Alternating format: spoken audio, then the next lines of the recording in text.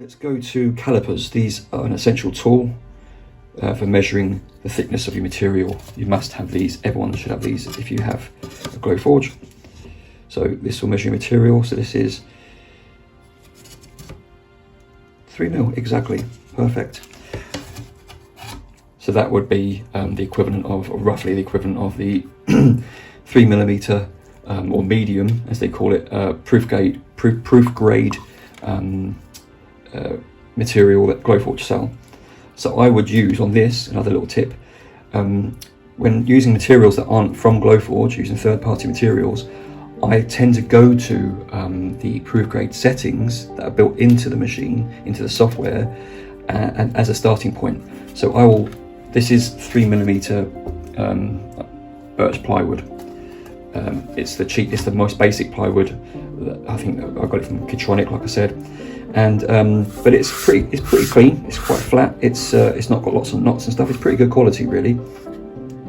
And instead of sitting there going, what settings should I use? I need to measure it. I need to do all these checks. I would just use the medium proof grade settings for maple plywood, birch plywood or maple plywood on the Glowforge settings. And I would do a little test cut just here in the corner or down here in the corner, just like a circle or a square or something a bit more intricate like a star, just to make sure it's cutting through cleanly. And perhaps if I want to, you can do it engraved, but you don't really need to do that because it's more about the cutting depth that you have to get correct with these sort of things. The engraving is about, is more flexible. You can be more flexible with that. As long as you have the right type of material, it doesn't really matter about the thickness of the material for engraving. It's more about, because as long as you use the autofocus or you use the manual focus to get the right height, if you've used like a thicker piece of wood, as long as you put that thickness in, your engraved settings can be the same whether it's medium or thick. It's just making sure the focus height is correct. So I went off on a tangent there. So these are calipers, digital calipers. You have a choice of inches or millimeters. I use millimeters because that's what I also use in my Silhouette Business Edition software to do my designing. So yeah, very simple to use. There are things like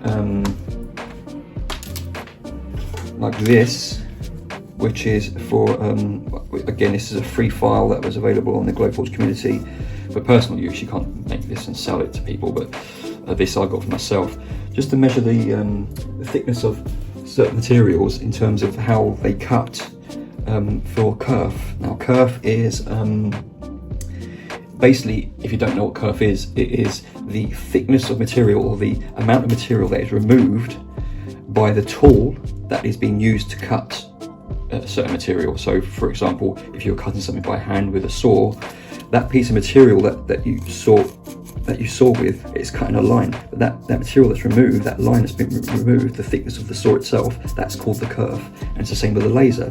Even though the laser beam is very, very fine, it still has an element of kerf. So for example here, this 3mm piece of plywood, I would need to make adjustments if I wanted to make slots.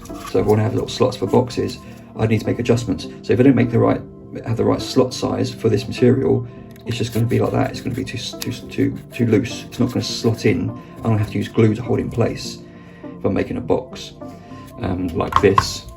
Look on here, this Japanese style box here. All these slots are perfectly fit with the kerf, the amount of material taken away, taken into consideration.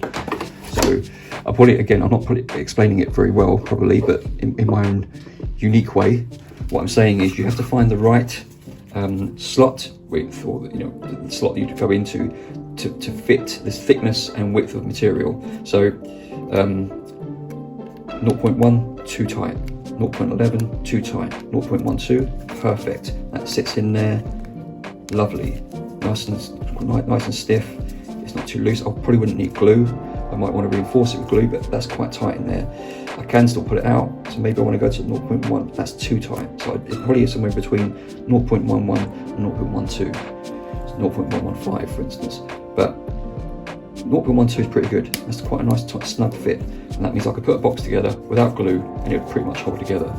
So that's the amount of kerf I'd have to adjust for when I do my cut. Again, there are lots and lots of more detailed videos about kerf on YouTube. There is again a Glowforge UK recommended videos playlist on my YouTube channel. So if you subscribe, you'll see that playlist. You'll see it popping up, and what it is videos of other makers that I admire and respect, that I've come across that have some really good videos on how to make things, how to do things, but also how to use Kerf. They explain about calipers, measuring, how to use the machine without a crumb tray, lots and lots of different things, much better than I could ever explain it. So do go and check those out.